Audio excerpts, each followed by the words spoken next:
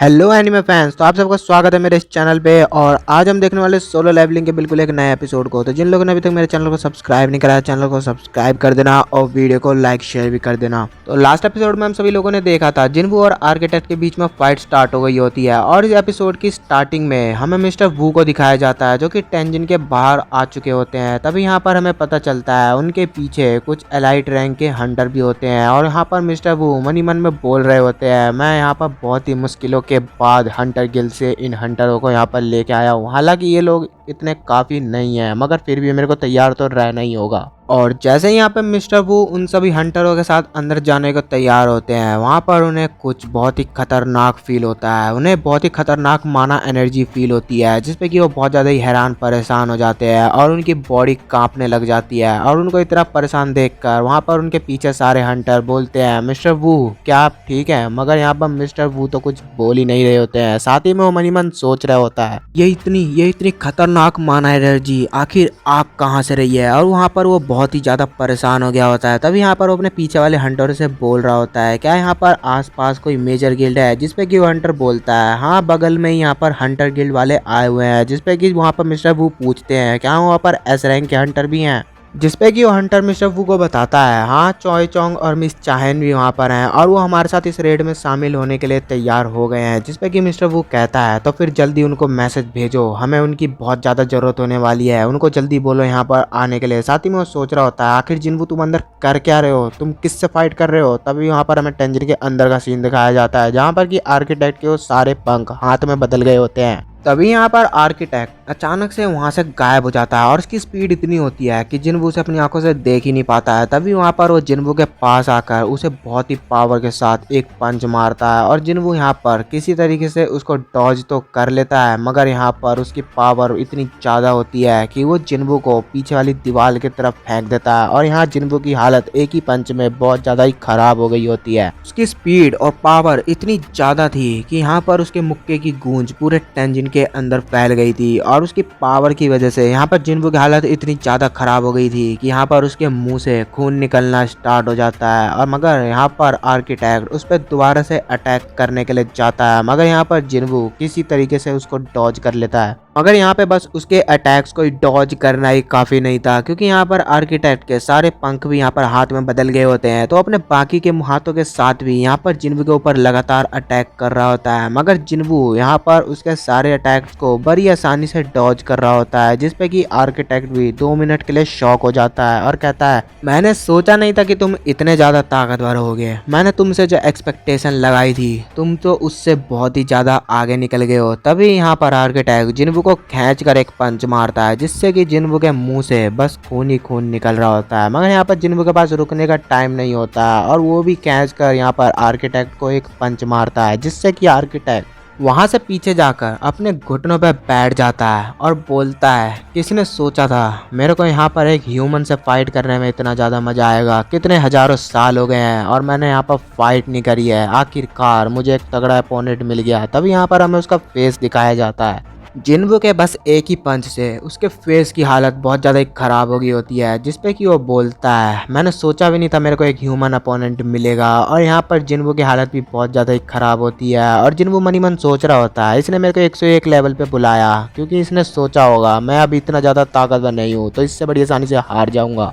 अभी वो बोलता है, हे आर्किटेक्ट, आखिर मेरे को तुमसे बहुत ज़्यादा सवाल पूछने हैं। तुमने ये सिस्टम बनाया क्यों, और बनाया तो आखिर तुमने मेरे को ही क्यों एक प्लेयर के रूप में चुना था, और आखिर दुनिया में बाहर चल क्या रहा है? मगर यहाँ पर आर्किटेक्ट उसके ऊपर अटैक करने के लिए आता है और बोलता है, तुमको ये सब अभी जानना है? ओह तुम इतने ज़्यादा क्यूरियस हो रहे हो तो तुम मेरे से इतना दूर क्यों भाग रहे हो? तुम्हें लग रहा है तुम मुझे मार दोगे तो तुम्हें तुम्हारे सवालों के जवाब नहीं मिलेंगे। और यहाँ पर हमें बताया जाता है कि जिनवू वहाँ पर उससे दूर भाग रहा होता है और बोल रहा होता है, क्लोज कॉम्बैट फाइट मेरे लिए यहाँ पर हानिकारक हो सकती है, मेरे को दूर जाकर इस पर अटैक करना होगा। और वो अपने कमांडर टच की मदद से उस पर अटैक करता है जिसपे कि आर्किटेक्ट भी अपने कमांडर टच का यूज़ करने लगता है। वो बोलता है, तुम्हारे कमांडर अथॉरिटी मेरे ऊपर कोई काम नहीं करने वाली है। और उन दोनों की यहाँ पर कमांडर टच की वजह से वहाँ पर इतनी ज़्यादा शॉक वेव निकलने लगती है कि वहाँ पर पूरी ज़मीन के 2 टुकड़े हो जाते हैं और पूरी शॉक वेव टेंजिन के अंदर फैल जाती है। जिसपे कि जिनवू सोच रहा होता है, ये मेरे जैसे सेम स्किल्स का यूज़ कर सकता है, क्या मैं इसे नहीं हरा सकता? जिसपे कि आर्किटेक्ट बोलता है, तुम बिल्कुल भी चिंता मत करो, अगर मैं यहाँ पे मर भी गया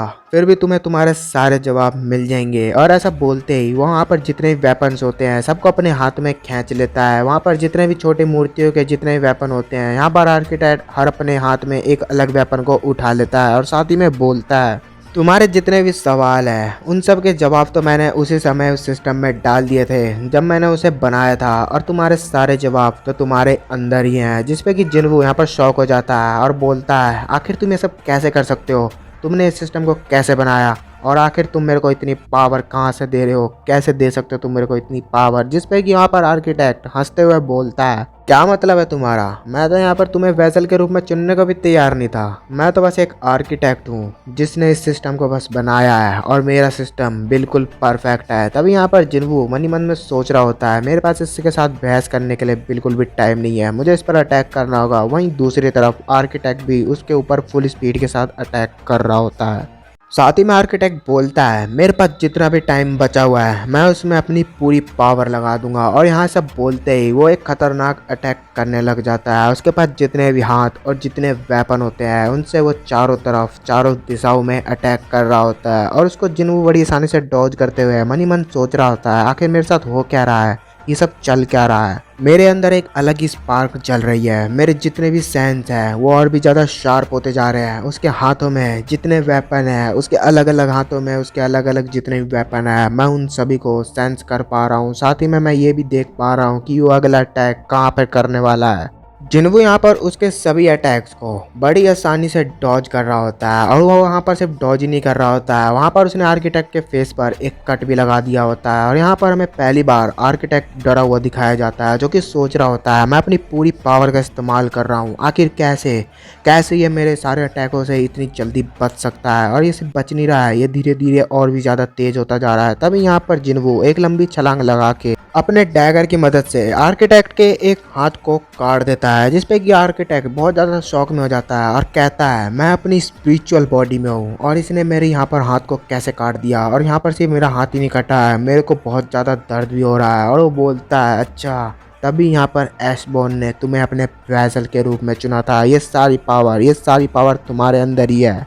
आर्किटेक्ट जिन की तरफ देखते हुए कहता है, वो चिल्लाने लगता है, तुम बस एक मामूली इंसान हो, तुम मेरे को कैसे हरा सकते हो। और तभी यहाँ पर हमें टाइमिंग दिखाई जाती है, जो कि यहाँ पर बस 3 मिनट और 45 सेकंड रह गई होती है। और तभी यहाँ पर वो सारे छोटे छोटे मूर्तियाँ, वो जितने भी पपेट्स थे वो सब वहाँ पर उठ गए होते हैं। साथ ही में वो बड़ी वाली मूर्ति भी उठ गई होती है, जिसपे कि जिन्वू यहाँ पर आगे बढ़ते हुए अपने कमांडर अथॉरिटी की मदद से वहाँ पर ऐसा अटैक करता है, जिससे कि वहाँ पर जितनी भी छोटी छोटी मूर्तियाँ होती हैं वो सभी एक साथ ही में यहाँ से दूर उड़ गई होती है। और यहाँ पर वो बड़ी वाली मूर्ति के डॉज कर रहा होता है सभी अटैक्स को, और साथ ही में आर्किटेक्ट के ऊपर स्लैसेस भी लगा रहा होता है। यहाँ पर जिन्वू आर्किटेक्ट के बहुत सारे हाथों को बड़ी आसानी से एक साथ ही काट देता है। और यहाँ पर ऐसा करते ही उसकी नज़र पीछे की तरफ पड़ती है, जहाँ पर ये एक मूर्ति खड़ी होती है। और तभी उसको अचानक से ये बात क्लिक होती है कि वो मूर्ति वही है जिसने पहली बार उसकी टांग को काट दिया था। जिसपे कि वो बहुत ज़्यादा गुस्से में आ जाता है और बोलता है, तुम तो वही हो ना।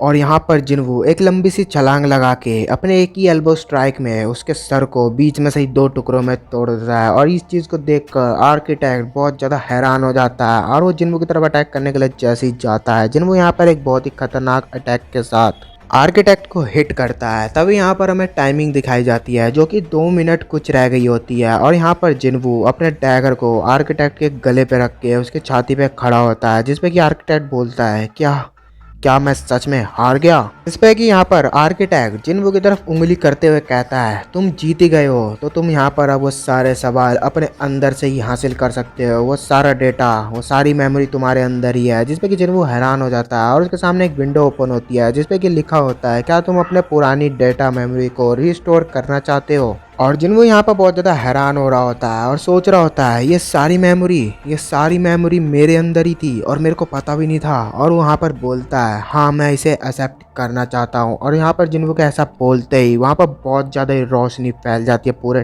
टेंजिन के अंदर, और जिन्वू ऊपर देखता हुआ उसी टेंजिन में कहीं गायब हो जाता है।